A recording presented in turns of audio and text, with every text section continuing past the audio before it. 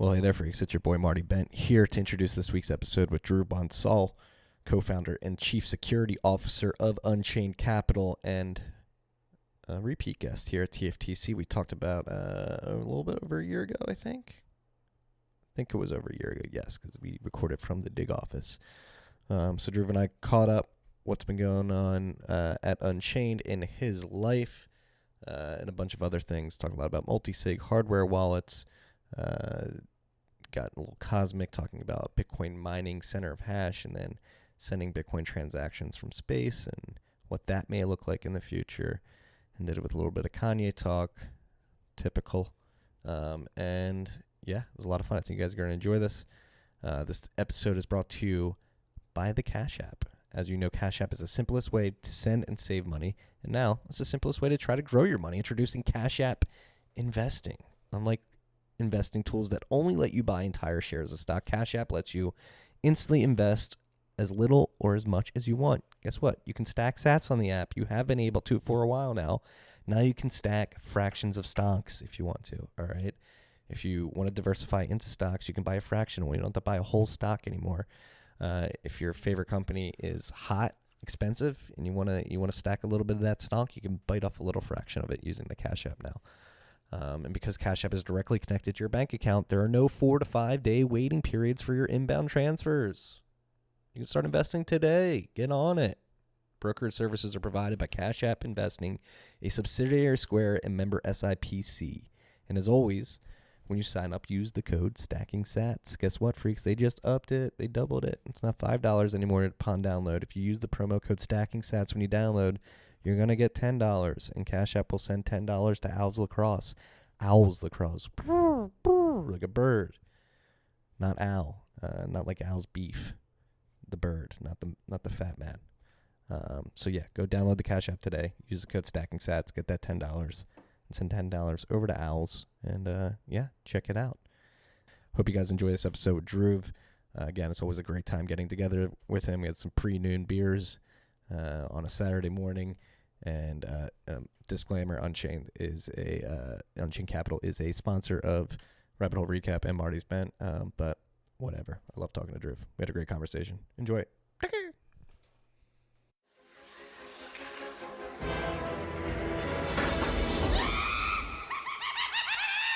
Tales from the Crypt. What is up, freaks? Welcome back to Tales from the Crypt. It's Marty Bent sitting down with Dhruv Bansal. Hey, everybody. Chief Security Officer, co-founder of Unchained Capital. Back again. You freaks just heard that little disturbance there. I figured out what it is. It's my phone near the Zoom. I can't have my phone near the Zoom. Oh, interesting. Creates a little audio disturbance.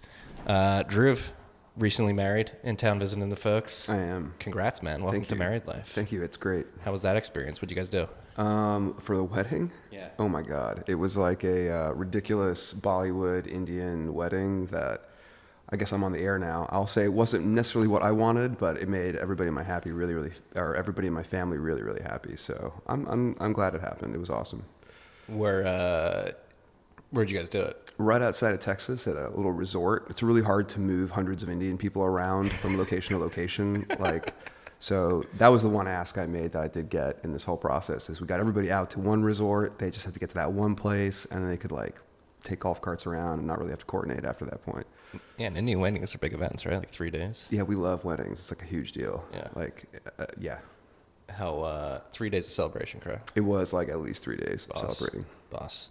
Well, when was the last time we talked? It was we recorded that in the Dig office. That had to be last summer, right? So over a year ago at this point. Mm-hmm. We talked about space a little bit then. Only a bit, yeah. Only a bit. You have since expanded on that topic. Definitely want to jump into that, but just generally, how things been going at Unchained? How's your year been?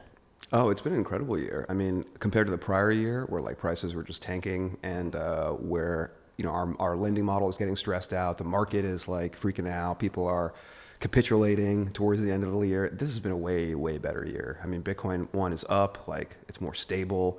There's so many more interesting companies, and I think so much more awareness of the value of stuff that Unchained does. So Multisig, financial services. That's been a great year. Yeah. No, it's crazy to see how, the explosion of, again, like fundamental companies. Everything's been going on a Lightning, the Mm-hmm. developments of Multisig, the open source contribution you guys are making, like Slip 39 you guys just announced recently. So where do we want to start? Let's start with something. I guess let's start with the Multisig stuff. Like, how are you building that product? There was the Casa team gave a presentation in Riga about the web browser setup. So, what's going on with the Multisig product? How are you guys approaching it specifically with the web browser thing?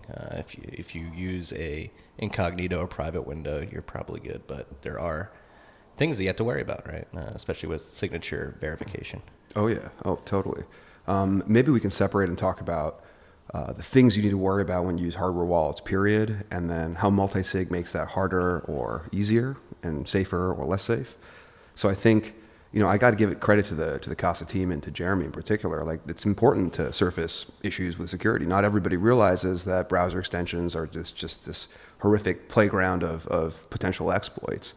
And it's funny, like sometimes the most programmery amongst us are like the least willing to use other people's software, right? So I think it's easy for me as a programmer to take it for granted that people understand what browser security, but they don't. And so it's important to be reminded of that. I think Jeremy made a really good point that browser extensions can wreak havoc on your expectations of security of some site that you're looking at. So that's the good part. I think the part I didn't appreciate as much is the pretend that somehow our Unchained Capital's website is uniquely susceptible to browser extension hacks or something, when I think, ironically, we're probably one of the few websites on the planet that actually gives you tools to get around issues of trust with your web browser and your computing environment. What are those tools like? They're hardware wallets at the end of the day. I think that's what's so compelling to us about using hardware wallets as a rails for our customers to hold their keys. I mean, the people that make hardware wallets, Satoshi Labs, the Ledger team, Coldcard, they're thinking a lot about the problems with browsers, the security problems with computers in general, and they're trying to, instead of giving you band-aids or like really hard to follow rules or white lists and constantly updating threat vectors, they're just saying skip the whole thing.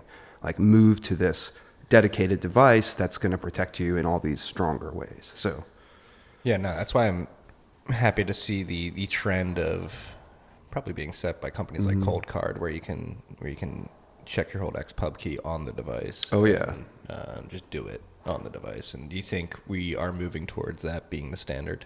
And so that's really the rub here, right? So Multisig makes using hardware wallets in general, makes storing Bitcoin in general more safe. You have more keys that you have to manage, and the logistics can get a bit more complex, but you're fundamentally better protected. You have redundancy, you have the ability to separate keys out geographically. Those are the positives. The negatives are it's inherently a more complicated kind of protocol. A kind of unique idea to Multisig is this concept that one key alone is insufficient for you to determine all the addresses and the balances and the general transaction activity of a Multisig account, if you'd like.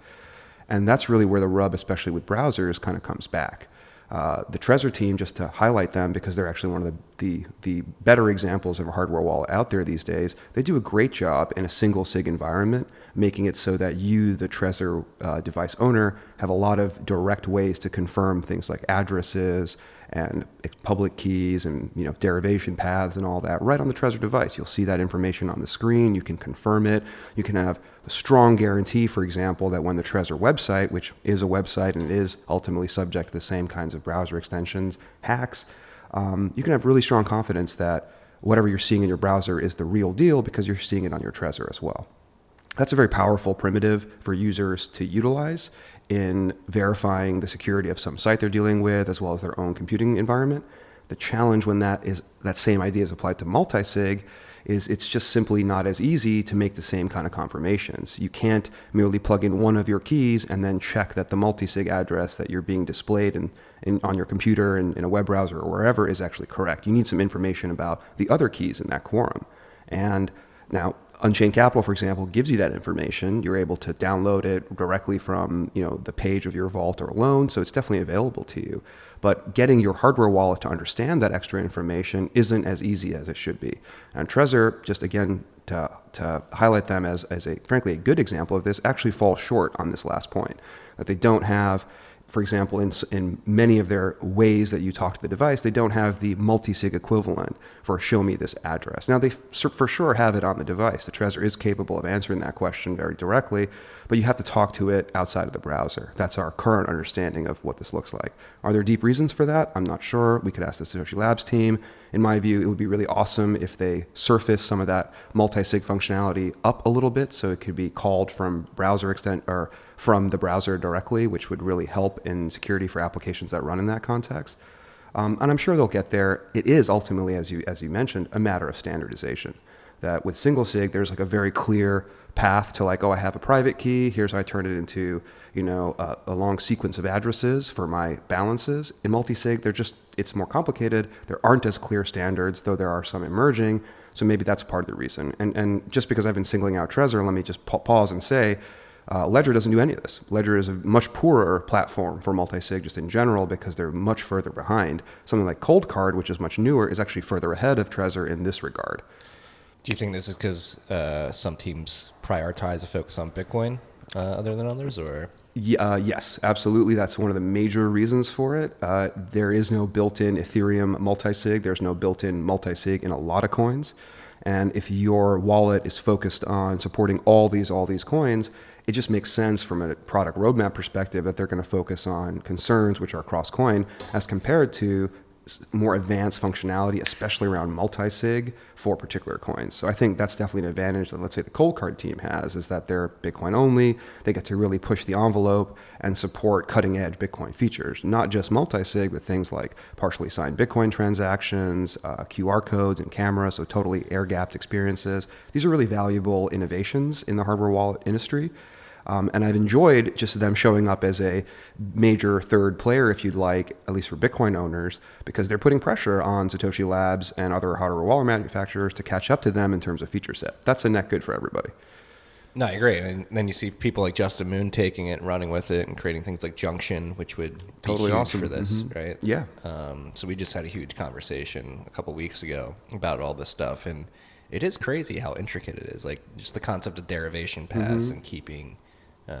especially in a multi-sig setup, keeping the derivation path, remembering it, storing how it was created and stuff. There's so many intricate details that you have to or take avoiding into consideration. lock-in. So, for example, I know a lot of people use Electrum for their multi-sig. What do you mean by this? Perfectly reasonable choice to use Electrum. It's open source. It's well-tested. It's very old and therefore mature. But at the same time, because it's oftentimes the first platform to implement a given functionality, it has often made its own kind of idiosyncratic and retrospect decisions. Things like wallet words having their own unique Electrum way of doing it for a little while is an example of that. But multi-sig as well. The derivation paths, to go back to it, that Electrum uses are a little bit, I think, off the emerging standard. And so you can quite happily use Electrum to build multi-sig with Trezors and ledgers and all sorts of stuff.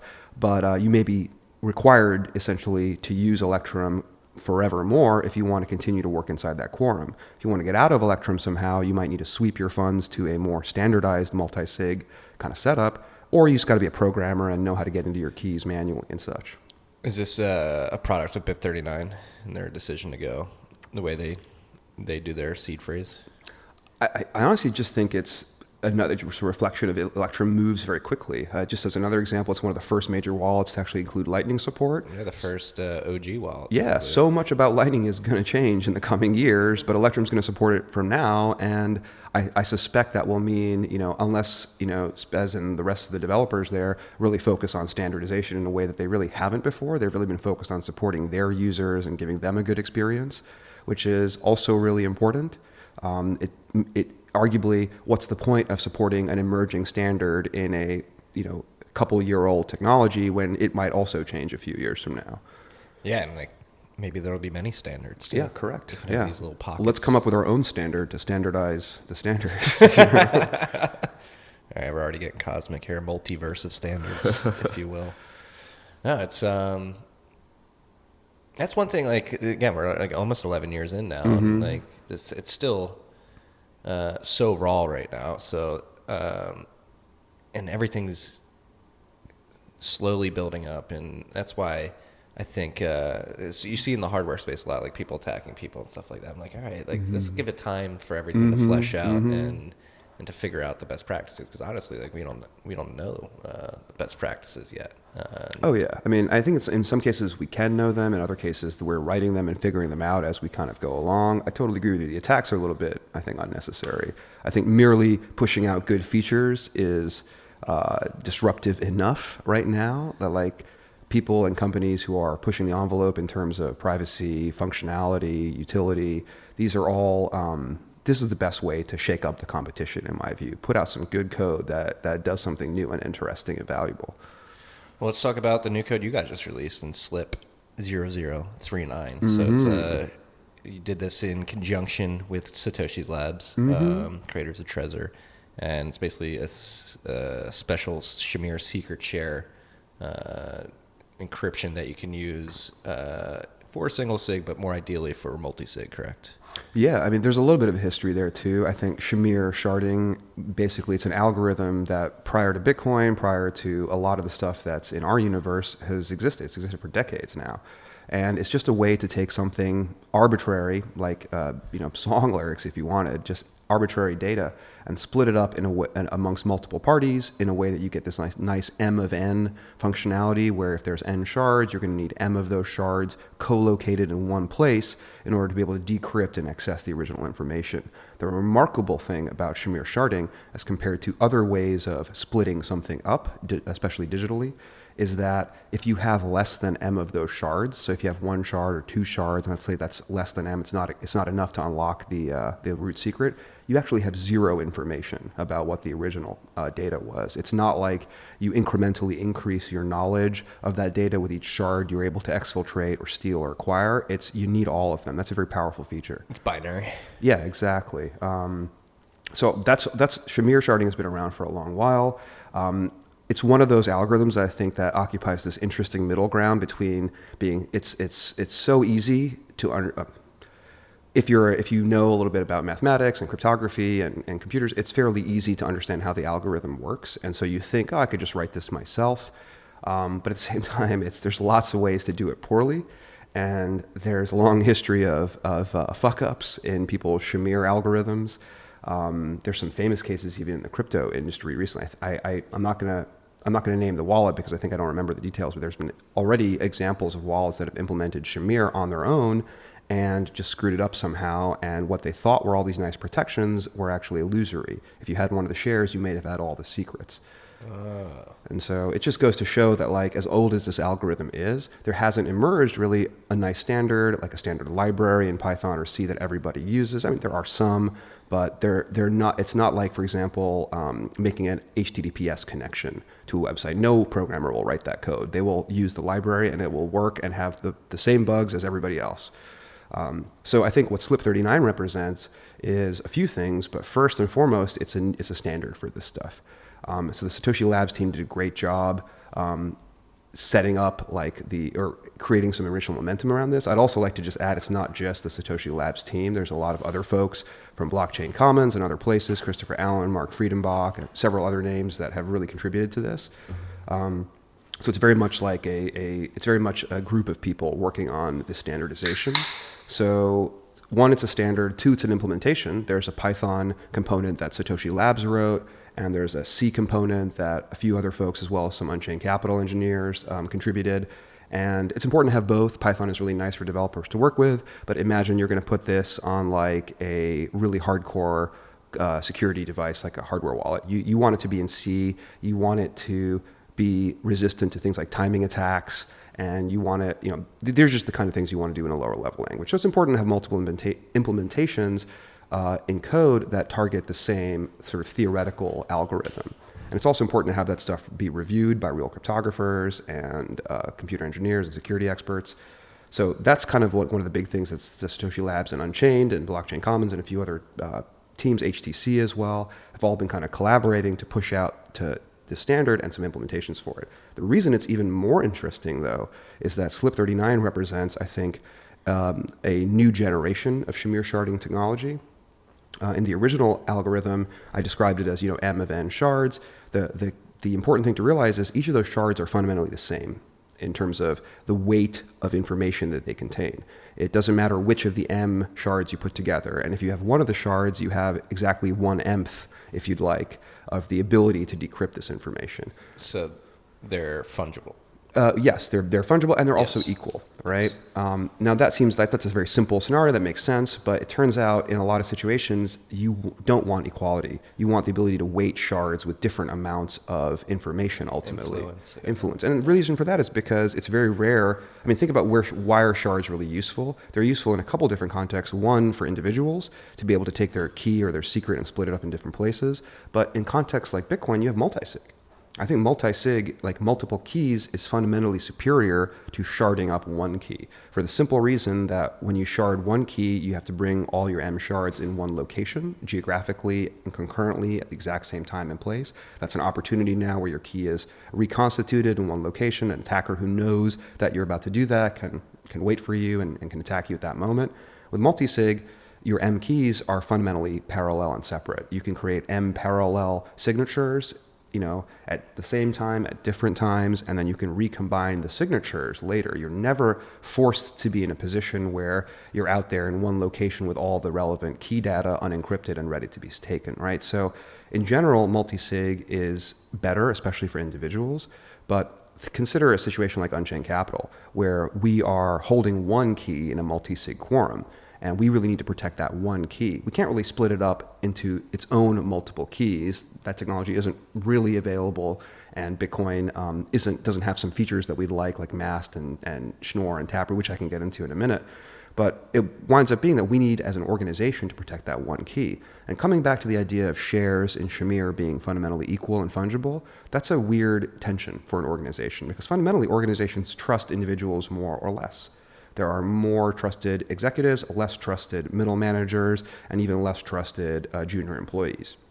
And if you imagine a company like ours trying to set up, let's say, a signing schedule where we have an on-call rotation of trusted employees and people associated with the company that are responsible for our daily signing activity, we would like the ability to create high and low or medium security groups. And that is really the cool thing that Shamir, that SLIP39 delivers. It takes the traditional Shamir sharding algorithm and makes it hierarchical. So I can create groups of M of N's, and I can define how many groups need to be unlocked at the same time, and each group can have a different configuration of M and N. So this is really interesting. I can have, just as an example, this is not how we do it, but I could have the C-levels be in their own group, and I could have the middle managers be in a group, and I could require both groups sign. But I might arrange it so that only one of the C-levels is required, but 3 of the middle managers is required, and you can kind of fungibly change it around. The point is, I'm able to encode that I trust C-levels more than I trust middle managers.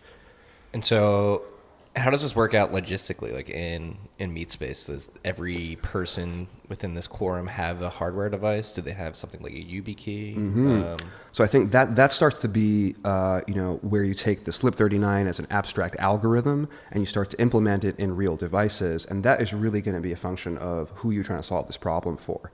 So Trezor, for example, the new Trezor Model T supports SLIP39 natively, which is super cool.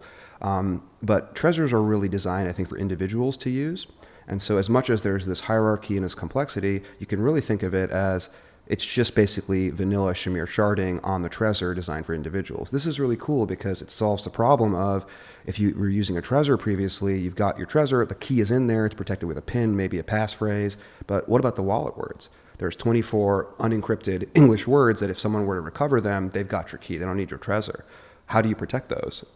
In the past, Unchained has advocated for our customers, take simple precautions, maybe cut them in half. The Trezor comes with a nice little foldable thing with 2 halves, cut them in half, take 1 half, put it in one location, take another half, put it in a different location. That's a really simple, if you want, way to achieve Shamir sharding, right? 2 of 2, if you'd like. But it's not a very defensible solution, because partly if someone gets 1 half, they now know half your wallet words, and with half of your wallet words, they can probably crack the other half potentially. Probably force that, right? Exactly, yeah. Right. And you could always make them more. You could split it into 4 parts, but it's an imperfect solution. A much better solution is to just have Shamir sharding. That wasn't really technically feasible in a Trezor before, because the whole point of a Trezor is your key material is never on a computer. If you were able to put your key material on a computer, yeah, you could run a standard Shamir sharding thing on it, and then now you'd have your shards and you could save those, but you've now imported your keys into a general purpose computer in order to run that algorithm. So what's cool about SLIP39 running on the Model T is you don't need to do that step. You can just have the Model T do all that work. So it can take your key and split it up into all your shares. Each share, by the way, looks like a set of wallet words. It's just English words. So it's a familiar form factor. And then you just go put those 3 of 5 shards or those 10 of 20 shards, whatever you'd like, in various places. And you now get all the benefits of Shamir sharding, which is super nice. Even better when you want to recover your Trezor. Let's say you can now travel to shard location after shard location and incrementally recover 1 shard, 2 shards, 3 shards. Once you have enough shards, your Trezor kind of turns on, and now you've got the key and it's working as normal. It's a really cool ability, but that's really for individuals, right?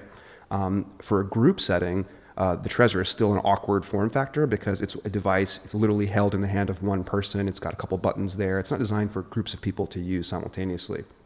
That's part of where Unchained's contribution in Hermit kind of shows up. So Hermit is our implementation of an offline, command line only wallet designed for high security organizations like ours that also leverages SLIP39. So the core sharding stuff is the same as you're going to see in a Trezor Model T, which is really exciting because it means they're interoperable. But the difference is that Hermit is a, frankly, difficult to use, esoteric piece of software designed for organizations like mine, where we are forced to protect a single key, and we are an organization that has to do it and deal with things like employee turnover, signing schedules, et cetera, et cetera. So what's cool about Hermit is, unlike a Trezor, once the shards that are co-located on a Hermit machine, think of it as a laptop that you've done some surgery to. You've removed Wi-Fi cards, you've removed Bluetooth. You've essentially created, if you want, your own home-rolled HSM, high security module here, right? That it's a machine in which you know all the parts, you know where everything is. There's no way in or out other than, let's say, a camera and a screen. That's how Hermit works. It uses QR codes. So you've kind of got this custom computing environment, and then what Hermit does is it understands that multiple people are probably going to be using this concurrently. So you can set up a quorum of, let's say, 3 signers, 5 signers, whatever you'd like, are required at all times to show up concurrently, unlock the Hermit installation. It's got a bunch of really cool features like dead man switches and like all this interesting stuff. But it's fundamentally just a different form factor designed for groups of people to be signing concurrently, which is just fundamentally different than an individual using a hardware wallet. Wow. No, it's crazy how intricate these things are going to get. So I also want to describe something really cool that we've been working and playing with. Go ahead. Before you get into that, I want to fix your mic because it's like syncing on you. Oh my God. You're gonna have to, like, was that just me? No. I got here. Okay. It's like I'm seeing you like having to lean your neck down. There we go. All right. So I put some forward.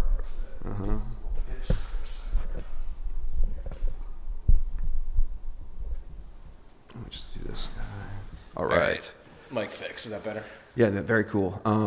This is just a cool little idea that we've been playing with at the office. I only bring it up just because I'm hoping some listeners here will want to work on something like this. But so the way Hermit communicates with the external world is it uses QR codes. So you have to pass in all the information about the transaction you like to sign, what the UTXOs were, the balances, the amounts, and then Hermit has the keys and it'll sign for you.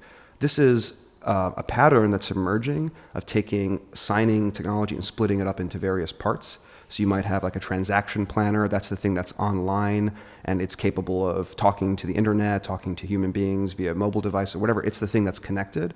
And then you might have consensus. That might be your Bitcoin node. Maybe you use a block explorer, whatever. That's the thing that understands the state of Bitcoin. And then you have something which manages keys.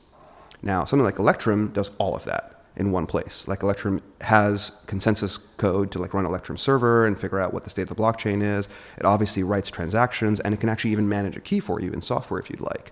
Now, that makes sense because Electrum has been around for a long time. Let's just bundle everything together. But I think the second generation of technology here is about unbundling. So dedicated like consensus solutions like, in the Ethereum world, things like Infura, in the Bitcoin world, the chortle. In the Bitcoin world, that's just running a node, right? we even call them Infura anymore? Consensus bought them. They're part You're of right. Consensus. It's probably now. a new thing. I don't know. I don't use Infura. And then Hermit really represents, it doesn't know consensus because it's not connected to a node because it can't be. It's offline. And it can't really plan transactions because it's just a command line. Well, it's really just about protecting the keys. And I'll talk about Caravan, which is another project that we're coming out with soon. That's more of a transaction planner. But coming back to Hermit, the reason we chose that name is because it feels like this really, cut off from society, thing. It lives in a really secure physical location. There's sort of a challenge process you have to get through and putting passwords and all this to unlock it. So there's this like challenge, and then the Hermit will like converse with you, right? So how do you talk to it? You talk to it with QR codes. But one of the cool things we've been working on is this idea that we kind of want to set up Diffie-Hellman key exchange to set up a HTTPS connection, if you'd like, a secure channel between, let's say, your phone or some computing device you've brought into the secure location and the Hermit machine. So today, you bring in paper or you bring in a computing device that can display a QR code. Hermit reads that via its camera. It'll sign. It'll display you a QR code. You capture that. Now you have a signed transaction, which you can go and broadcast later. The thing we're working on now is, instead of using QR codes, the problem being that QR codes are packets of data. They're limited in size. You can only fit so much UTXOs, if you'd like, into a single QR code. We want to turn it into an audio signal. So like old school 90s like modems, you know what I mean? Like where, exactly. And literally do Diffie-Hellman key exchange. So even if people are overhearing the noises that are being made by Hermit and the other device you've brought in, because of basically the same mechanism that sets up... They can only be decrypted at the end spot or something? Like if you need a secret that lives on each machine. So the idea would be you'd roll onto the Hermit installation, unlock it, boot it up, you get your machine and you say go. And they would connect to each other and they'd do this Diffie-Hellman key exchange, like squeaking and squawking if you'd like. Taking it to the audio realm is something I have never even thought of. Well, it's because audio is fundamentally streaming, right? So instead of having to build some kind of animated QR code craziness, we just get to stream all the bytes we'd like. As many UTXOs need to be transmitted can be transmitted. As many signatures need to be signature signed can be transmitted back. It's all over this encrypted channel. So even if you mic and like record everything that happens, you won't, unless you literally have the same devices, be able to decrypt any of it. I thought radio waves was the peak of the waves. Yeah, now the best part about this, though, is we started looking like, who has written code like this before? And it turns out there's this entire community of like CB radio programmers who are basically using headphone jacks and stuff to transmit radio signals. And they've written all these great libraries to like get you off the ground in this audio signal processing space, which is really cool. I think Beautyon used to be into this type of shit, actually. Mm-hmm. That wouldn't surprise me. And this is a good scheme. I love the old school, just like squawk and squeak, like picture of it. That I never knew that was even possible, let alone being worked on. That would be crazy.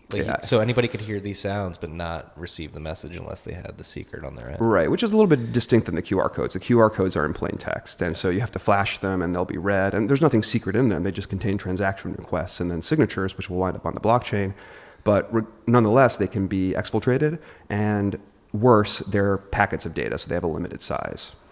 Yeah, so is this similar to this is like exactly what Justin did with the BitBoy, right? Like that was pure QR codes. It's really similar. Justin, who lives in Austin, and we hang out quite a bit, he and Unchained have clearly been working on a lot of parallel projects. So we're trying to sort out ways that we can work together a little bit and maybe duplicate a little bit less effort. But no, Justin has been awesome in terms of thinking about all the same things we're thinking about, like offline air-gapped hardware wallets, Slip39, working directly in Multisig with hardware wallets and Bitcoin D. These are all really valuable, like interstitial areas to like write new code in. What do we got? We got some bad disturbances. Is your phone ringing in your pocket by chance? No, it is over here though. I can move it over there. That's what it was. Yeah. Put it in airplane mode. Sorry for that disturbance, freaks. Minute 31:30. We'll see if I remember that. Nice. 31:30. That's not hard. 31:30. Start the countdown from 31, Marty, and you'll find the disturbance in the force. But transitioning, talking about Justin Moon and Austin, like how's the Austin Bitcoin scene been? It seems like the meetups have been incredible lately. It's amazing. I feel like Austin has benefited greatly from its... I don't know, think about it like, what kind of person is into Bitcoin, right? What else are they into? They're into technology, freedom, guns, libertarian politics, barbecue. I'm generalizing and stereotyping here. There's a lot of nonconformist Bitcoiners, which I love, but put those. Let's shout out to our Bitcoin vegans. Matt Corallo. There are a few others out there. Chanelli, I think. Some on my team. Some of the best folks in the space are actually vegans, which is great. But if you put all together those stereotypes together, I feel like Austin really has it, man. Like, we're in the middle of Texas. We've always had a don't tread on me kind of spirit. But yet at the same time, Austin, and I think in distinction to the rest of Texas, has been oftentimes really progressive in terms of politics, technology, transformative changes. It's just a really good breeding grounds, I think, for the kinds of ideas that lead you to become a Bitcoiner. So we've always had that. And I think piling on top of that is people fleeing California, people leaving more expensive cities to find like better weather, more chill people, a flip-flop and t-shirt kind of lifestyle. So all of that just put together, man, it's a great place for Bitcoiners, and more are coming there, I think, every month. And you guys some great mind share down there. Like when I mean, it's not Austin, but we met in Dallas earlier this summer, and that event you guys threw was filled with some hitters. Brian Bishop was there, and you guys have Andrew Polstra in the city as well. And we've got Jimmy, we've got Tour de Meester lives down there. The Unchained office, I think, is one of the more Bitcoin like oriented companies in Austin. It's definitely turned into like where a lot of the meetups are happening, and that's just great for me because I live across the street. So it's a good life. Everything's what's that like working across the street? Oh my God, dude, it's amazing. Joe, my co-founder Joe, and I, we kind of live across the street from each other. And when we started the company, like the responsible thing to do was to get like a cheap office, like somewhere in like the business park, you know, up north in the city. And instead we took the expensive office downtown next to our houses, and it's made all the difference. Quality of life is huge when you don't have to commute. The added commute to each day is, it adds up. Those hours in traffic, those hours commuting. I will say there's a perverse aspect, though. When your commute has been minimized to be like 3 minutes, you're like, oh, why not 2? You know what I mean? Why can't this elevator move a bit faster? Oh, I've cut it down to that. I go from my bed to 10 feet away to my desk, and that's where my workstation is. I mean, it is actually. I've been working from home for a year and a half now, and the quality of life is exponentially better. Like just being able to feel like you can fucking leave the cube whenever, and the cube is in your apartment. So, poop at your own house. Yes, poop at your own house. You can work in your boxer sometimes. Not that I would advise it, but I would advise it. Yeah, be free. Be free. It's true. Actually, too much information, but I'm not a big underwear guy at all. So I don't even know why I said work in my boxers. I usually don't even wear them. Be free. Be free here, freaks. We're 2 Pilsners in on these pre-noon beers. Actually, we're taking post-noon sips now. But I want to circle back to that event you threw in Dallas. For those of you freaks who are not abreast of this event, it was the day before the BitBlock Boom conference in Dallas earlier this summer, and I just thought it was a great event. Like back-to-back, Parker did a great job of lining up speakers, and more importantly, in my opinion, the audience was very engaged and filled with a lot of big Texas oil men and money managers. I've really enjoyed, because I'm not native Texan, I don't know much about the energy industry, but I've really enjoyed watching some of the more progressive and technology-minded energy investors like really taking to Bitcoin and getting it. You know, there's this sort of like Texas wildcatter commodity understanding investor type that gets that like volatility is an opportunity and not something to run from. And I think one of my favorite people in that space is a gentleman named Gideon Powell, who's shout out to Gideon. Yeah, my man Gideon, who's just super forward thinking about this. Turned me on to. And he's very passionate. Always passionate, always passionate, and always like, it's like this image of I think what I wish, you know, as a non-native Texan, it's what I wish more Texans would be like. It's like this amazing combination of independence, libertarian politics, like moral compass, and being technologically forward thinking. Like, I think just talking to Gideon in casual conversations, he's sort of been like, well, you know, my family's always been in the energy industry and oil. Like, will my grandkids do that? Probably not. Just having like the courage to see the world changing is a big deal. And then to ask, well, what should we be doing instead? And then actually following through and making huge investments and working your butt off to build like massive installations for Bitcoin mining. That's an incredible transition. Right. Am I allowed to say, like, he had a helping hand in the layer 1? stuff. Am I allowed to say that? That's my understanding. Yeah, I don't know how much we should say about it, but like, yeah, they're being tremendously successful, and they're laying a lot of ground, I think, for other people who are coming in and just appreciating their expertise and hard work. And there's just something really cool about harvesting free energy from the plains of West Texas, bringing jobs and money to like an area which needs it, and just making Bitcoin with it, man. That's a really interesting and cool vision. Yeah, and it's crazy to it's always been this is something I've been fascinated about, mining and the efficiencies that Bitcoin mining can create for these oil and gas producers in particular. And it's crazy to me that it's taken the oil and gas producers to have this aha moment, but it feels like we're almost near a tipping point where they're realizing the efficiencies that can be gained. Like the New York Times wrote an article a couple weeks ago at this point where they were lambasting BP and Exxon for flaring less than 25% of their excess supply, and that means 75% is just being expended. Just wasted. Yeah, wasted.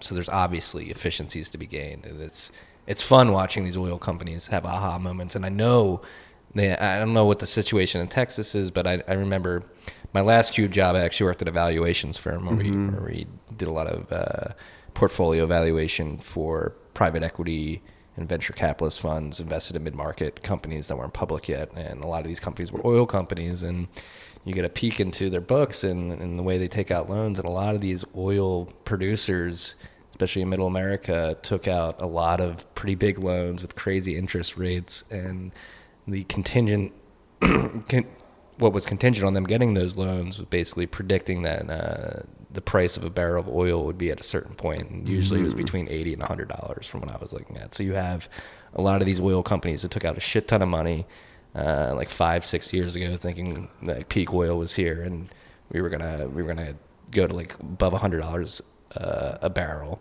and now that has not come to fruition. Oil prices are cratering, and so is natural gas prices, and there is a mad dash for these efficiencies and more revenue, and Bitcoin just makes sense. I mean, it does, but I think you need to be someone like a Gideon to see it, right? Like it's. Because, I mean, to be fair, it's also a tiny market. We're talking about $150 billion or $200 billion market cap or something like this. How much revenue is really made daily by miners on the order of millions, tens of millions of dollars. That's very small for like the energy industry to use as like a sink for wasted energy. Like, but that's just today. And I think the ones that learn how to do it first are going to have some serious advantages. What I just like is I think a lot of people have been saying it. I've been saying it. I've heard it on your show. But like Bitcoin and the energy industry are going to get closer and closer together. That what we think of as energy production and Bitcoin mining are two separate industries today. I don't think that's the case 20 or 30 years from now. And I think the layer one investment is like a huge signal in that direction. Yeah, it just creates these efficiencies, and the concept of leveling out the grid, just having sort of steady demand. Bitcoin can make that happen, or increase, or not even steady demand, increasing the demand function, right? Like places where energy was not, or steady production. Yeah, of like it wasn't valuable to capture that energy because the people in West Texas weren't going to use it for anything, and it would cost a lot to ship it to a place with people. But you can just make the Bitcoin there, and that fact that Bitcoin helps us go harvest energy that we weren't going to harvest otherwise is like this. It's a revolutionary like change for the energy sector, I think. Yeah, because what's their biggest problem is transportation. You cut they can't transport the excess supply. If they were to, they would have to build pipes. Like we hear all about these pipelines going hundreds of miles. You cut the potential travel distance down from hundreds of miles to feet, and it just makes sense, right? And it's happening. I mean, layer one's an example. It's happening. Gideon is hard at work in Texas, creating more layer ones. And Texas is not the only state in the union that's thinking about this as well. There's West Texas, the Permian Basin, right? Bracken's more up north, right? Don't know. Yeah, somewhere in Texas. Yeah, Texas is a Permian Basin. I think the Bracken Basin. I think people are thinking about it as well. Where's Bracken? Oh, Alaska. I could be wrong. I'm not well versed on my basins right now. But it is crazy. We're trying to create these crazy energy efficiencies on Earth so that we can go to space. Oh yeah. Great transition into the space. That was article. the transition. Yeah, we're just hungry for energy, man. So we become a type 1 civilization first, and then we can go into space. Yeah, absolutely. Let's talk about your space article, man. It was fascinating. Yeah. Let me pull up the title right here. Bitcoin astronomy, excuse me. Bitcoin Definitely not astrology. Definitely not astrology. But my favorite part about this, so it's a sci-fi futuristic piece that you assume that we are in a big society that has Bitcoinized and mining is proliferated like we just described. And the energy industry has been conjoined with it and Yes, everything. Yeah. and where do we do from there? And my favorite part about this article, I just want to drop this before you dive into it, was I think it did a really good job of describing the concept of center of hash. And that's always something been like, I've heard it, the phrase center of hash on and off throughout the years. I'm like, oh, what does that even mean? But I think you really drove home the concept and really helped me understand the physics that come into Bitcoin mining and the physics that come into this messaging protocol. So let's dive into it.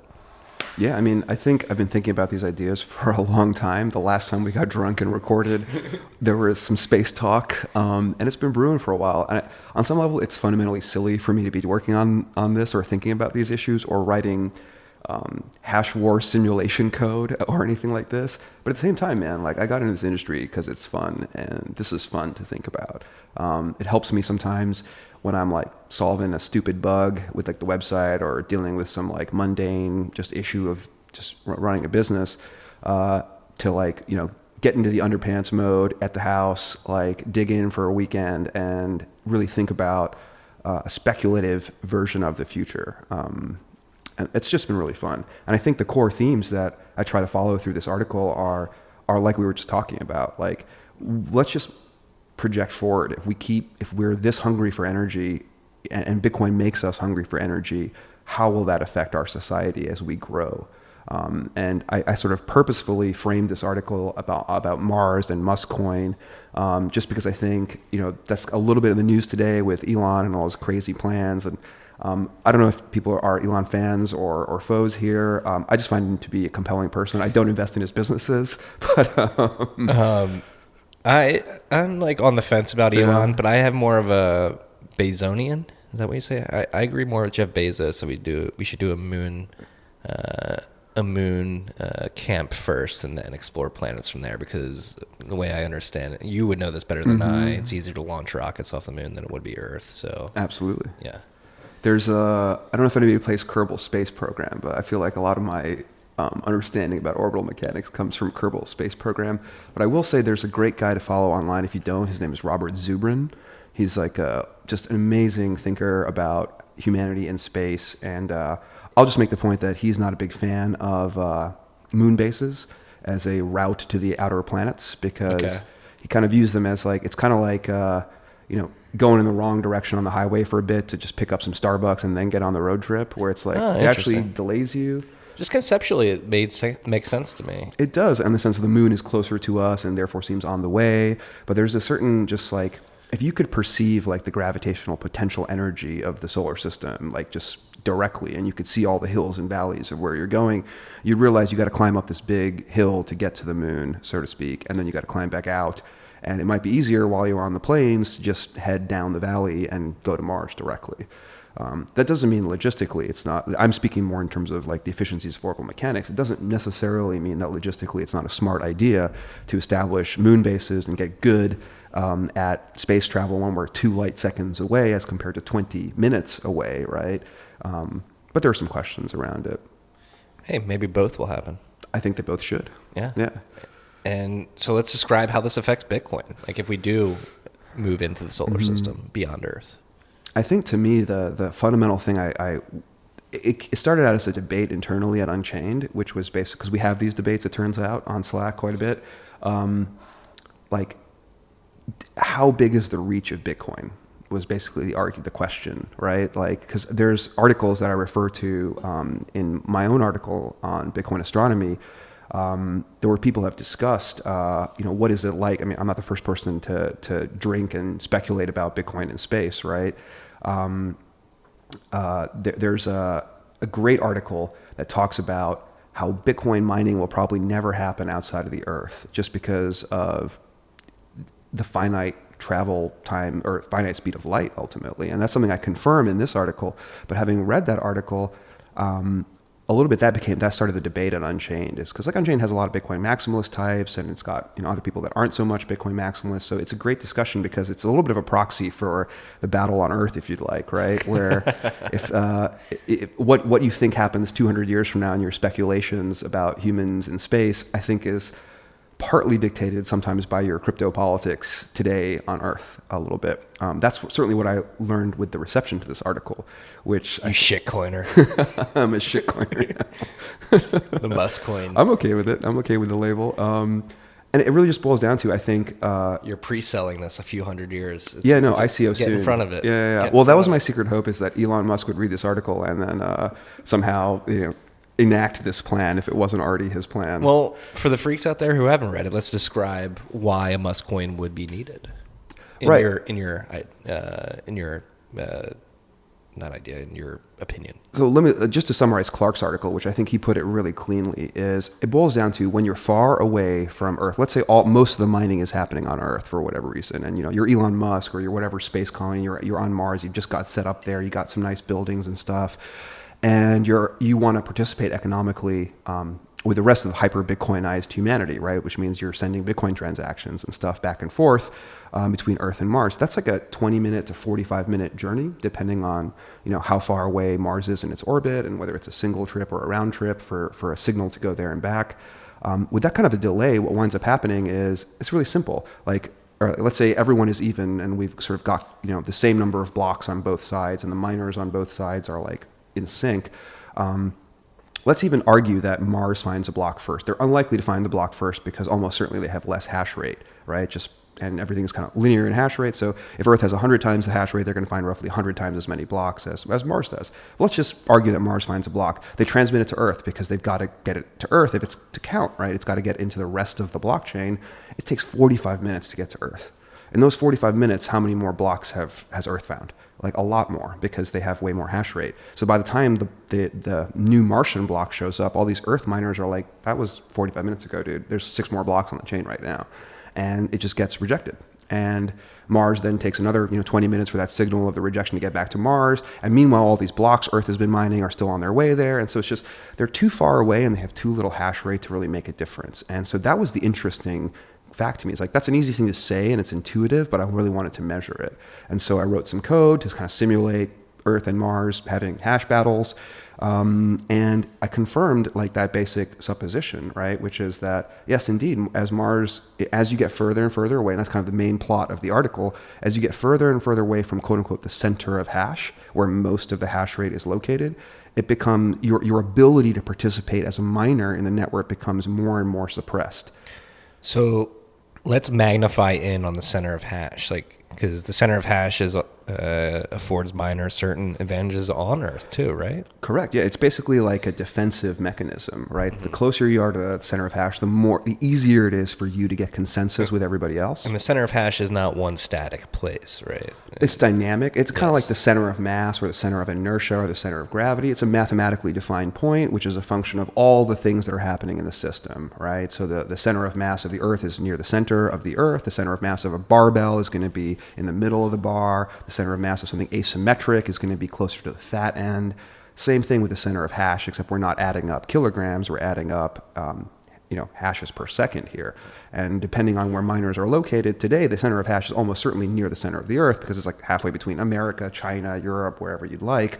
The question is, as humanity expands to the moon, to Mars, to the asteroid belt, where is that center of hash? And what we're forced to conclude based on the simulations that I've run and the intuitive reasoning is it's really hard for the center of hash to move much further away than where it is already. It's sort of like it's got some inertia. It's kind of stuck there. Gravity, right? A little bit, like economic gravity. It's really hard to get miners to move in concert somewhere else, like Indian wedding guests kind of a thing. And so they're just going to stay where they're at because that's the most locally, economically best decision for them, is continue to stay close to where all the action is. It's a little bit like how certain cities become like the top tier for an industry. Like if you're doing HFT, like you need to be in New York or London. It doesn't make sense to be in Denver. That's what, hopefully not anymore, because that's what Flash Boys, one of Michael Lewis's books. But yeah, so like the way high frequency trading works, you literally have people buying property as close to the New York Stock Exchange as possible, because the fiber optic cables that feed the data to the servers in the New York Stock Exchange use lasers, and speed of light is finite and shockingly slow, it turns out. Like it's a big number, but when it comes to electronics... That is being fixed in the stock market, though. Or at least BATS is trying to fix it, where they sort of have like something that levels the playing field from a distance perspective. Like if you're closer, you may have to like wait a little bit. They have like longer wires or something, literally. I want to come back to that theme, because I think Bitcoin could really benefit from geographic awareness like that in various ways. But it's hard to engineer that, but I want to come back to that idea. But at least in Bitcoin astronomy and Mars and the struggle for Bitcoin, what I was forced to conclude is like, look, I agree with prior commentators in this space that Mars is never going to be able to develop a mining industry. But then the real question becomes, is that a problem? And I think the way we've been discussing Gideon's projects, the merging of the energy infrastructure with the Bitcoin mining infrastructure, I see a lot of net positives to that. I see a lot of structurally positive elements to aligning economic incentives directly with energy production.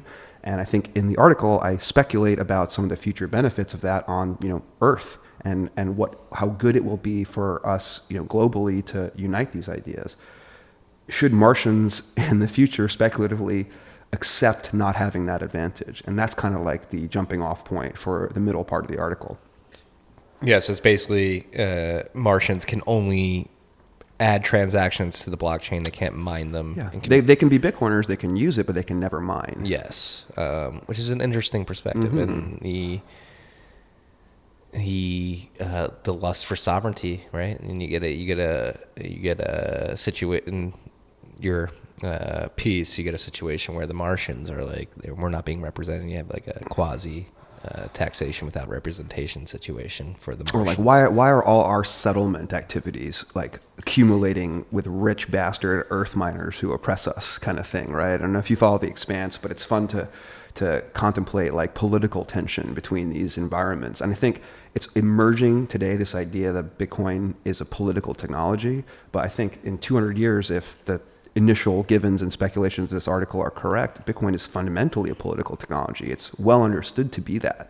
And to claim that your entire society has no role to play in the consensus building of that political technology might be a very scary outcome for Martians.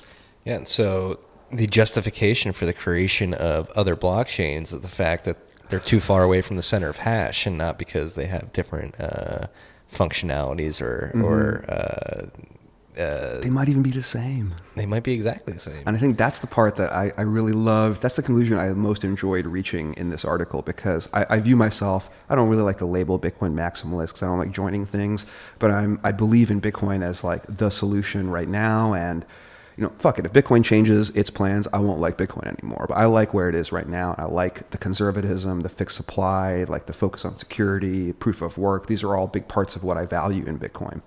So and I don't value altcoins greatly personally.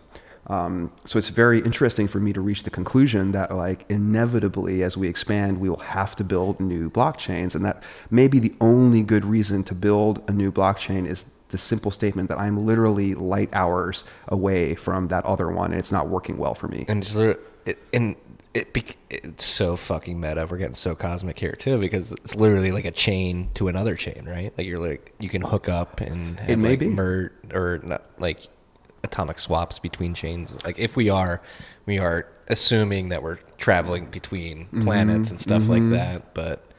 Certainly, if let's say this happens and Mars is able to like build their own chain, yes, we would have cross-chain atomic swaps. Like, would there be a thing on the universal or the galactic layer where, so like our big beef here on Earth is that we have like basically a quasi barter system of currencies. Will that exist in the galactic layer too? Like, is there a sound end all be all currency in the galaxy that we don't know of yet? Maybe. I don't know.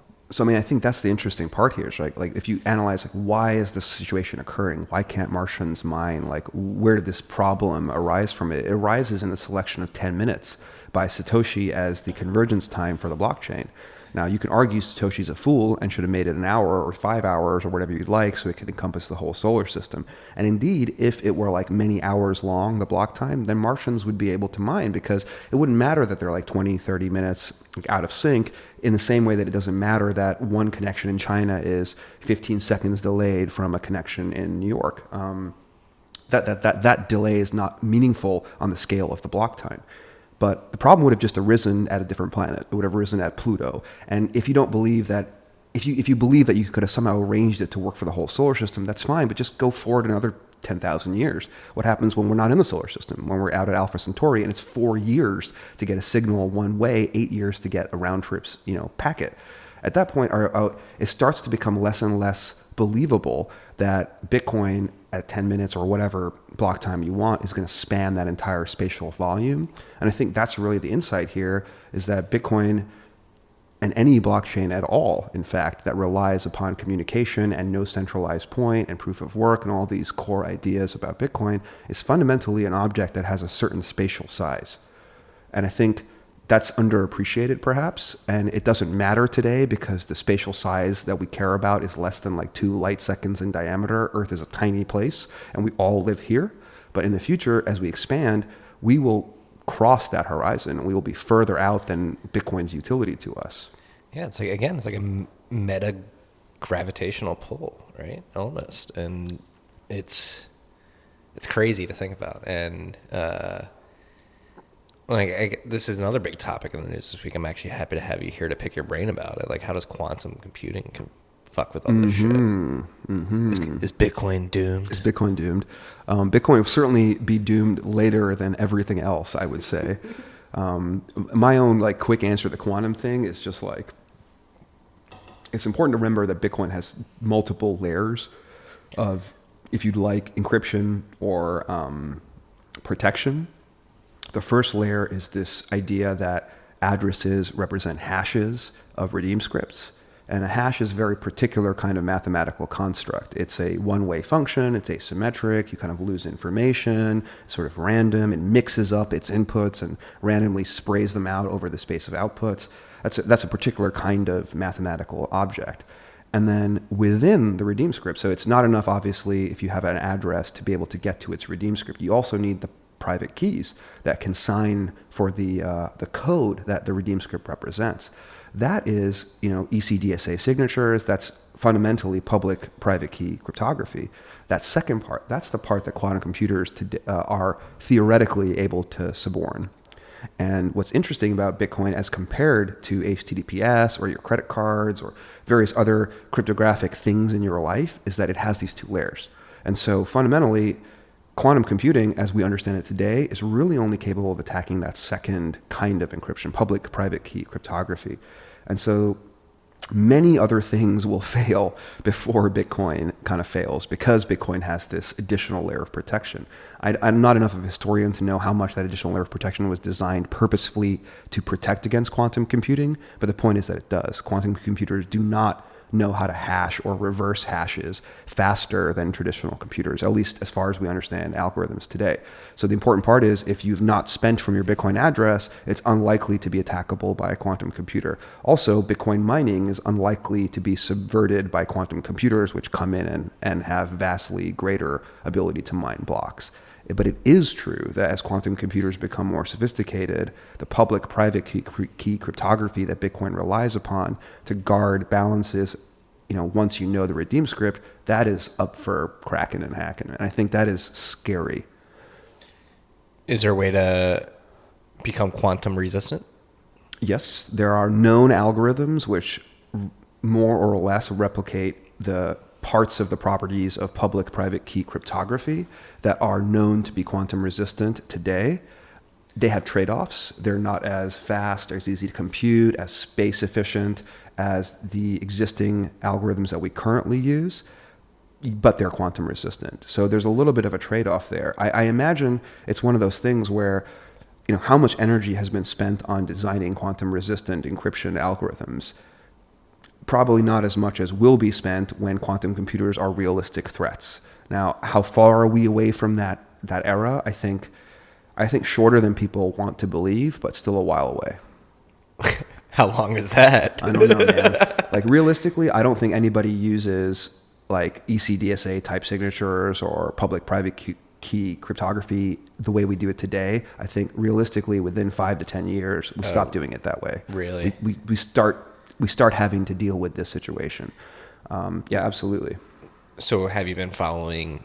The reason this conversation came up most recently because of Google's exactly. claim is that PR, like apparently they've been running one specific function just to prove something, and it may be catering to a certain conclusion. But what are your thoughts on the Google news? I'm repeating thoughts that I have read elsewhere, I'll be honest. I think the best person to follow in this space is a gentleman named Scott Aronson, actually also in Austin. He's a longtime quantum computing researcher that, like, frankly, I've been following for a very, very long time, and has just consistently, well, one, he's an amazing researcher, and then two, consistently writes some of the best popular and accessible content about quantum computing, computing classes, and increasingly like these kind of intersections with cryptography. And it's interesting, like he has a great blog post which talks about his reaction to the quantum supremacy news out of Google. And it's interesting because he, I think like me, is worried. He's basically saying this is a big deal. We need to be thinking about ways to start focusing on how to get past this threat, because the fact that Google has demonstrated whatever they've demonstrated, which we can get into in a second, it's kind of like the clarion call. It's like this shit is happening.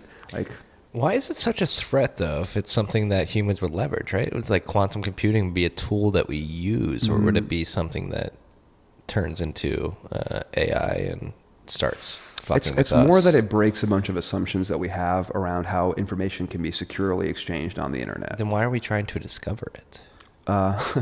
Because we believe it will be extremely useful for all sorts of other things that we want to do. Like the goal of quantum computing is not to be able to break existing credit card payment services. The goal is to have vastly more powerful computers. And if you believe Scott Aronson, then go ahead. Shouldn't the goal be to break all that stuff then? I mean, on some level, like, it's healthy, it's good, right? Like our universe is quantum, and we're so restricted from that. Like we don't typically, there's very few moments or times in our macroscopic giant lives that we're forced to confront the fact that the universe is quantum mechanical in its fundamental nature. This is really cool because these are, if you really think about the way the quantum computers work, is insane. It doesn't make any sense from... Do we become gods when that happens? We put our fingers into the electrical socket, I feel. Like we don't know what we're going to find in there, but it's going to mess us up a little bit. And that's okay. We'll engineer around it. Human beings are fundamentally clever creatures. That's actually funny. My wife and I walked to our old coffee shop in our old neighborhood this morning. We were walking back and just having this conversation. We were saying, like, humans, for being the most adaptable species that's ever existed on this planet, for being the most adaptable to change, we hate change so much. Some of us. Yeah. Well, I think most of it. Like, I feel like as we get older, yeah, more and more of us. Yeah. I agree. It's always the right kind of change, though, right? Change that we want and that we're prepared for is easy to accept, and changes that we didn't anticipate are very difficult. And the easiest response is to deny that they're happening, And I think Bitcoin really reveals that. It reveals like how open a person is, how open-minded they are to understanding a new way of things being. To a certain extent, quantum computing is a little bit like that, like where the easiest response is like, I've been hearing this shit for fucking decades, man. Like, what's new right now? Nothing's going to change. Like, it's all the same. Your vote doesn't matter. Like all this stuff. It's easy to have that dismissive reaction. But I think Scott Aronson and myself personally, like, this is an interesting development. Now, I think just to be clear, like, we're still super early. Like this supremacy that Google displayed is supremacy, the ability for a quantum computer to calculate something a classical computer could not. But the thing that was calculated is a useless thing. It's not a thing that anybody wants to calculate. It's a problem designed to give the most advantages to quantum computers. And that's cool because they're doing it. But one thing I think is super interesting is, what is their motivation?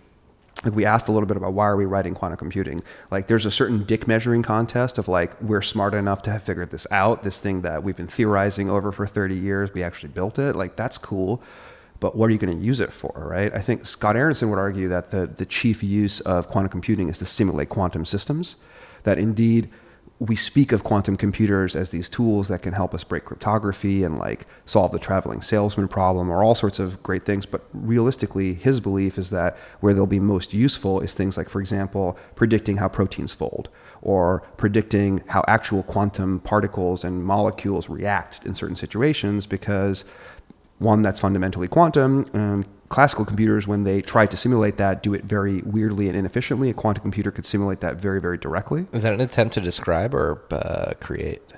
A little bit of both. Like, Okay. imagine like drug discovery. Like on some level, in theory, we know, Schrodinger's equations, we know Newton's laws, we know all these detailed micromechanical rules. Why can't we just predict what every possible drug would do? And the answer is, it gets complicated very quickly. We don't have the technology to simulate or predict as well as we'd like. Maybe quantum computing is that technology. So that's one of the incentives to go out and build a quantum computer. But recently, I've been thinking more and more, coming back to hyper-Bitcoinization, there was an interesting poll on Twitter, which I think is forward thinking, like, what do we do if and when quantum computing becomes really real and we have to consider Satoshi's hoard or all the lost P2PKH coins? Yeah, we talk about this a lot on Tales from the Crypt. Satoshi is just, his hoard is a huge quantum alarm system, basically. A big incentive to find quantum computing. And so that's the interesting question. Is it an alarm system, or is it an incentive, or is it both? Yeah. Like, what's it worth today? 5-7% of Bitcoin? No, yeah. Something like that. Yeah. That's 1 million. billions of dollars. Yeah, Now, yeah. I think billions of dollars is too small of a target. Frankly, already billions of dollars have been invested into quantum computing, I'm sure, but probably not tens or hundreds of billions yet. Yeah, and if any of you freaks are new to the podcast, the reason that Satoshi's coins are quantum alarm system is the way that they are, the private public key was set up. It's a pay to pub key. And since It lacks that first layer of hashing protection. yes, and then since Satoshi has left or did they implement this before he left? I don't think it was implemented before 2010. It certainly wasn't common. Yes, and so now we do the pay to pub key hash, and That H makes all the difference. right, and so that affords. So if you have your coins and even a legacy address, a 3 address, or a B1, you're gonna be paid to pub key hash, correct? I think almost everybody who's actively using Bitcoin today is safe from this, and that's the Yes. challenge, is that Satoshi left so early.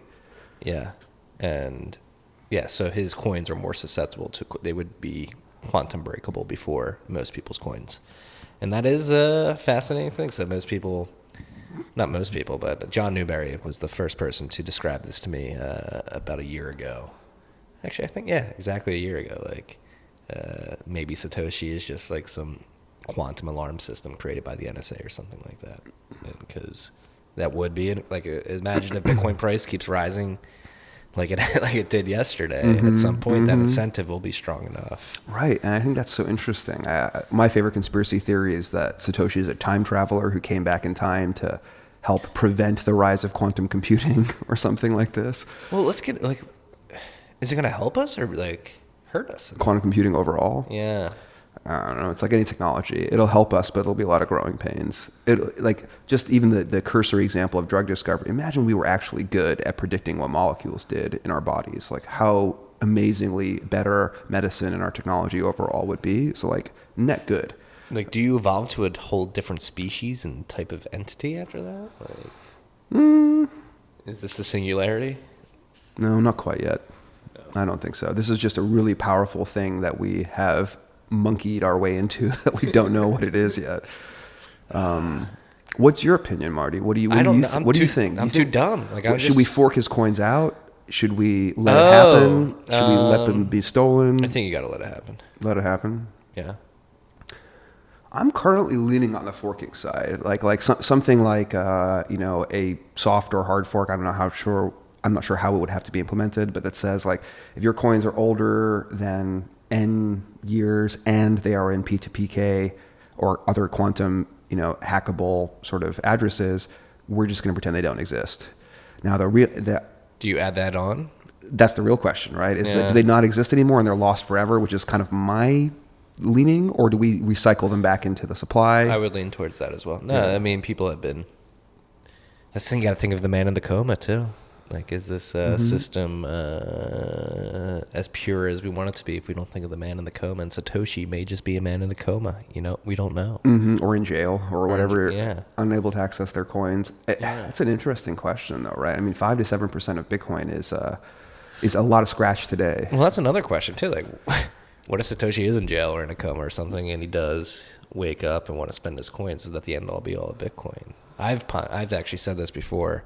Like, I don't think so. I think if I'm not talking about quantum computing or anything like that, but if we do get to a truly sci-fi cypherpunk future where Bitcoin has certain assurances from a privacy point, I could see Satoshi basically contracting out work to people around the world. And that was like a big theory that I liked a couple years ago, is that once Bitcoin hits like a few trillion dollar market cap and Satoshi has more money than the Chinese government, he can start like contracting out Chinese citizens to do certain change jobs the world. Basically just like, hey, I'll pay you. You don't need the communist government. I mean, like the crazy wolf side of that is that, okay, say that that's possible if someone hacks his coins because they got to the quantum computing number of qubits first, and then they decide to spend their coins on whatever they'd like. Exactly.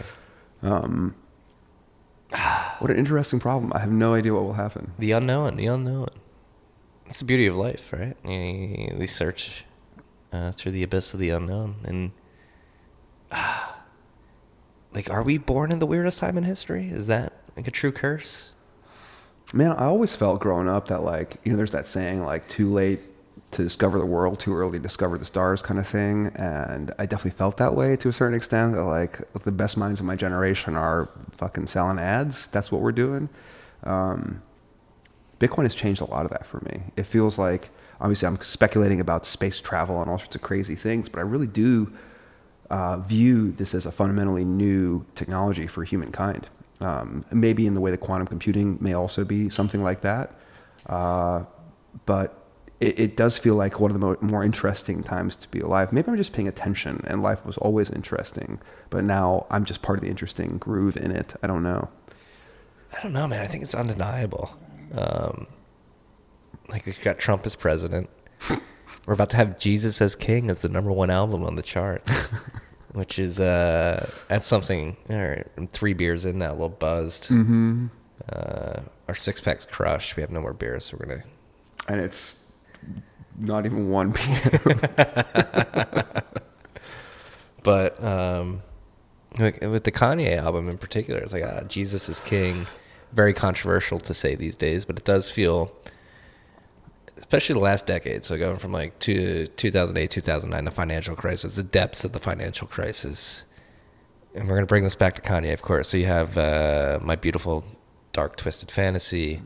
From that, you have Yeezus, The Life of Pablo. Now Jesus is King. And I wanted to tweet this out earlier, but I tried it and wasn't articulate enough. But I think I could be more articulate in an audio form.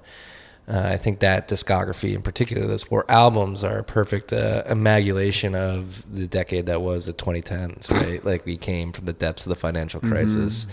My Beautiful Dark Twisted Fantasy was a fucking dark album about like eating ass and porn and like being a hedonist, and then slowly came out with Yeezus, where it's like backing off that more, and then The Life of Pablo, like you can see him rejecting sort of the mainstream view of pop culture, and then now Jesus is King has gone full like polar opposite of what he was in 2010 with My Beautiful Dark Twisted Fantasy. And I do think that is it's a parallel to what we've seen over the last decade, right? Again, from the depths of the financial crisis to Donald Trump becoming our president, to false hope maybe that some people would say in Obama, not making the world better after the financial crisis. Then we go to Trump, And now it feels like as we head into the 2020s, Bitcoin being a part of it, but everybody's just questioning everything. And it just feels like for Kanye's discography in particular to end with Jesus is King,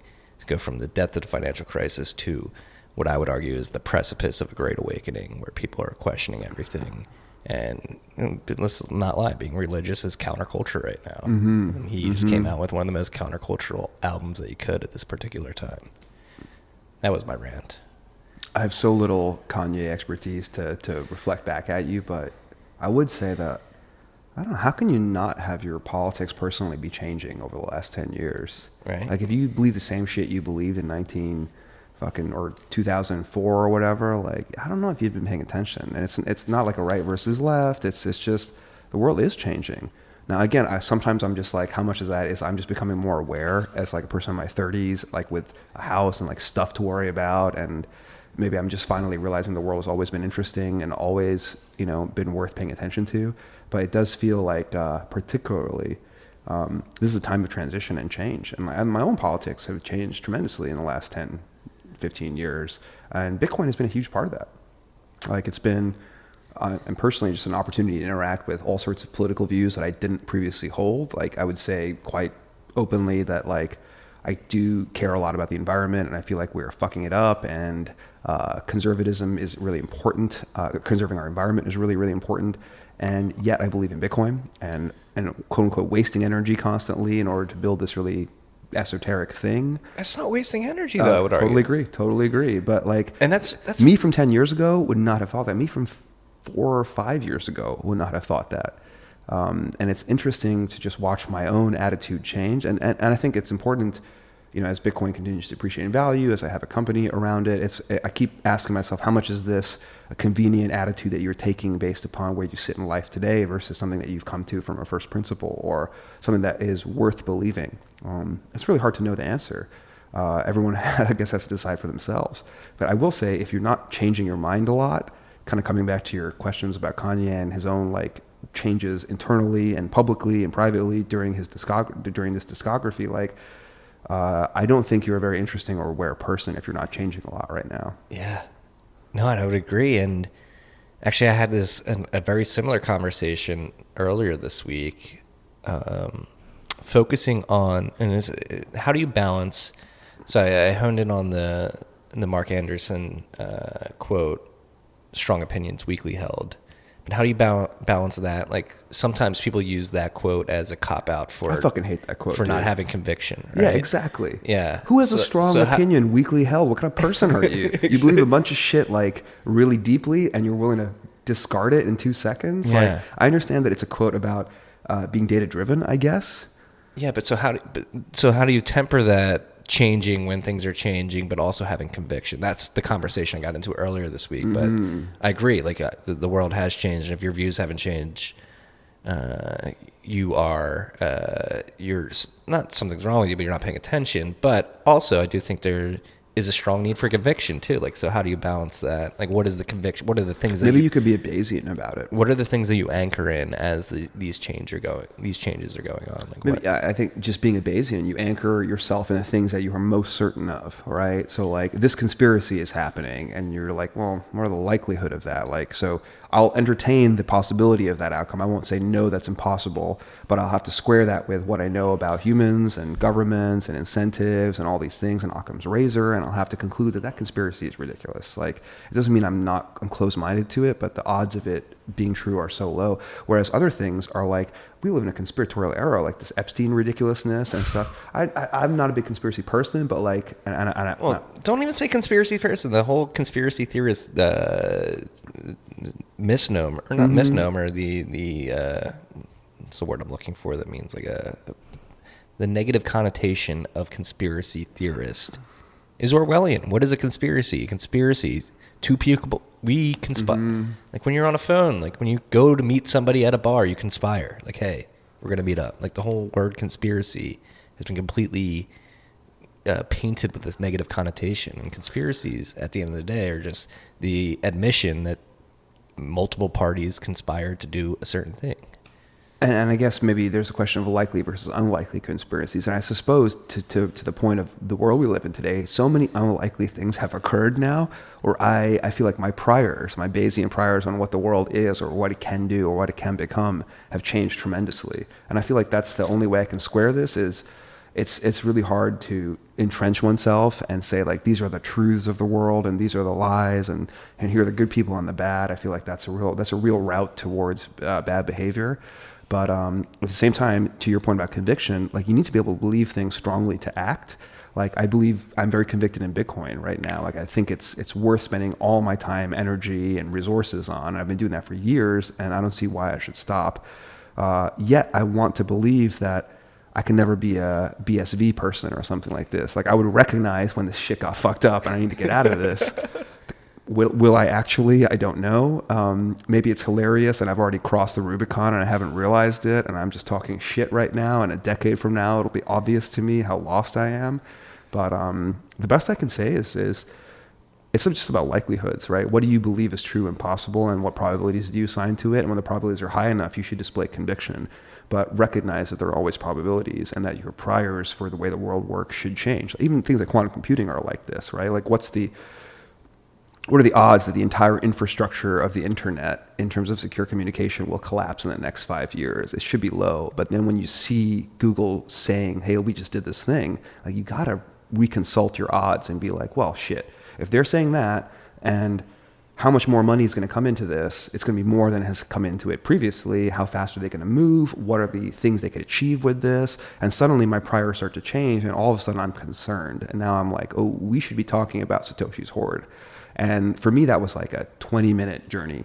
You know, like when I was reading about the article, I was like, oh shit, we should be thinking about Satoshi's Hoard a lot more carefully right now. Yeah, so what's the worst case scenario with Satoshi's Hoard? Somebody just cracks it and market dumps, or? It's not even Satoshi's Hoard. If they're able to steal Satoshi's Hoard, they're able to fuck with all our coins in a lot of ways. Well, things like, for example, a transaction, like when you have a bunch of coins and they're safe, quote unquote, from quantum attack, and then you want to move them. In moving them, you have to display the redeem script and the signatures in that 5 to 10 minute period while they're confirming if a quantum computer is fast enough, it can go take your coins and sign a different transaction because now you've displayed the public keys. Is Bitcoin going to be the first thing that's attacked, in your opinion? No, absolutely not. Absolutely not. Like Amazon will have solved this problem for Bitcoin potentially by then. And I would say if I thought the horizon of this problem were 40 years out and not 5 to 10, I might say it the other way, that Bitcoiners will have solved this problem. I actually do believe that Bitcoiners will be part of the solution here, because who today, like me, like you read that quantum supremacy article and you're immediately thinking about Bitcoin security. So like who's most motivated to build better quantum resistant security or cryptography algorithms? It's Bitcoiners. We have the most to lose at the moment. And some of the smartest minds to figure it out as well. Indeed. No longer writing ads.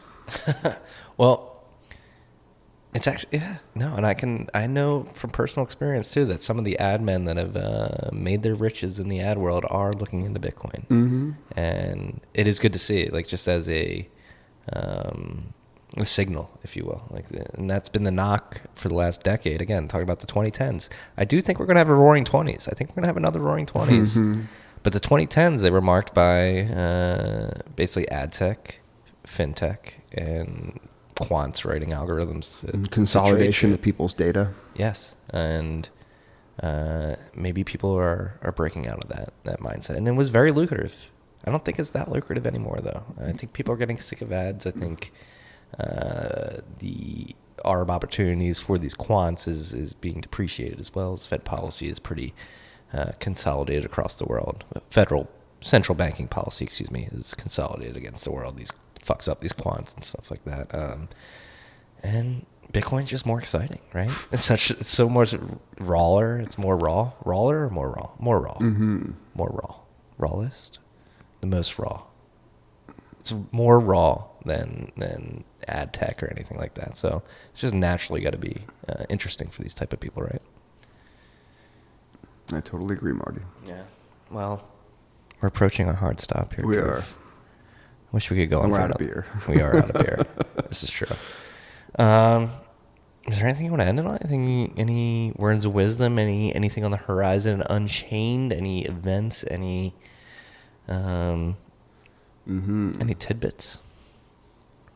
I guess I might add come down to Austin. For those Bitcoiners who haven't taken a visit yet, you're always welcome to come visit the Unchained Capital offices, check out some meetups. There's incredible stuff happening. I think from Unchained's perspective, what we're most excited about in the coming months is just open sourcing more and more of our core code. There's a transparency win to that for customers, but we're really hoping that, as one of the leaders of multisig technology over the last few years, we're getting sick of writing all this code. We'd like to pass it out to everybody else. And my best hope would be that they start to use it in the same way that we have been using it. That just makes our business a lot safer. It gives us a lot of ability to band with other developers like Justin Moon and others and put pressure on hardware wallet providers and other key makers to just make their products even better. So the thing I'm most excited about probably in the coming year is, let's say Bitcoin keeps having days like today and yesterday and it keeps growing. We got to get to a place where we're protecting ourselves better. I think for me personally, and maybe for a lot of folks, 2017 was just a wake-up moment. I can't take this stuff casually. I need to really protect this and make it a priority in my life. I think over the next few years, if we have greater price appreciation, it's going to become an existential problem for a lot of people. It will be the majority of my wealth and other people's wealth. And in that situation, protecting it and finding good financial services around it and trusted relationships becomes an imperative. So we're really excited about that kind of growth. It's going to get crazy, freaks. Oh, man. And Dhruv, I got to thank you and team for supporting this podcast in particular. It's been Marty. Greatly appreciated throughout the year. And big fans of what you guys are doing. It's always incredible getting together, Dhruv, talking about space. One of my favorite people to get heady with. Getting about cosmic, this stuff. man. Got to get cosmic. Mm-hmm. We literally get cosmic. We talk about the cosmos. That's what we got this week, freaks. Peace and love.